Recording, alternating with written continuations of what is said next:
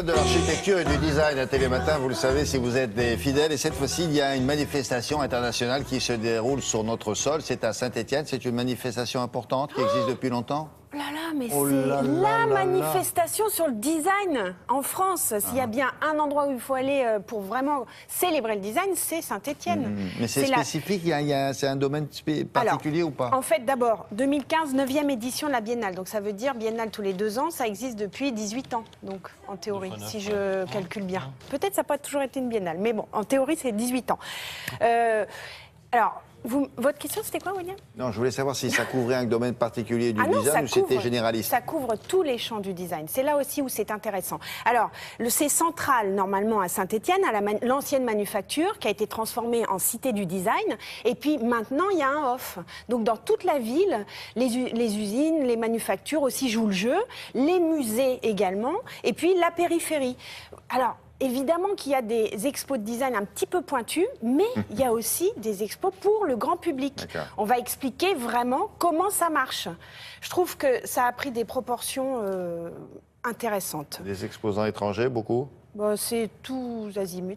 C'est pas des exposants, on peut pas dire on va pas aller acheter une chaise. Hein. C'est pas comme la foire de Milan ou comme le salon Maison Objet. Non, non, non. Ce sont des expositions qui rassemblent un peu ce qui est le design international en ce moment. Regardez.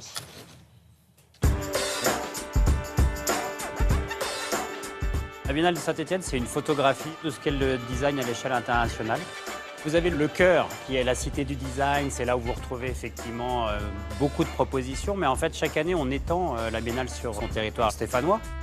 Les musées sont aux couleurs de la Biennale. Ils ont commencé en même temps que nous. Le HOF aussi, des entreprises qui accueillent des œuvres de la Biennale. Et puis, on va même jusqu'à Lyon, puisqu'on a des résonances. La thématique de cette Biennale 2015, c'est l'essence du beau. On voulait en fait être un peu critique par rapport à finalement une beauté qu'on voudrait nous imposer. Vous savez, cette beauté que les industriels construisent en disant finalement, quand je suis coréen, argentin ou français, je dois aimer le même objet. Eh ben non. Et donc à un moment donné, les designers essayent de proposer des alternatives, qui est de se dire que le goût, il n'a pas besoin d'être forcément complètement organisé, industrialisé. Mais à un moment donné, il peut être spontané.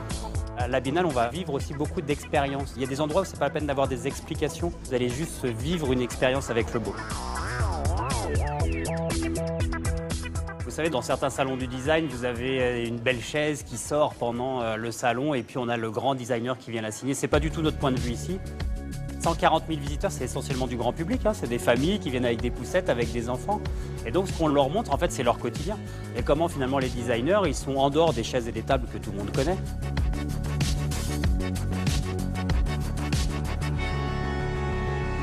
Vous avez une exposition, par exemple, qui nous raconte pourquoi les pattes ont des striures, pourquoi une feuille A4 fait 21, 29, 7. À un moment donné, qui a pensé et qui a réfléchi à ça? Et puis, on va aussi vers un design qui fait du bien. Face à toutes les images qu'on voit, notamment le soir, vous savez, ces images de pollution, de famine, à un moment donné, il faut retourner sur une logique positive. De ne pas aller forcément vers le scénario du pire, mais peut-être vers aller à un scénario du meilleur.